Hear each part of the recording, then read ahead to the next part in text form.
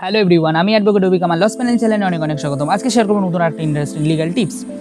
আমরা সকলেই কিন্তু ড্রাইভ করি, আর সেই ড্রাইভিং টাইমে কিন্তু অবশ্যই অনেক সময় আমাদেরকে ট্রাফিক ধরে, এবং সেক্ষেত্রে ট্রাফিক পুলিশ তখন আমাদের কাছ থেকে লাইসেন্স, আরসি, পিইউসি এবং ইন্স্যুরেন্স এই ডকুমেন্টসগুলো চাই। এবং তখন যদি আমরা না বার করতে পারি তাহলে তখন কিন্তু অবশ্যই তারা চালান কাটে বা তখন তারা আমাদের কাছে ফাইন করবে।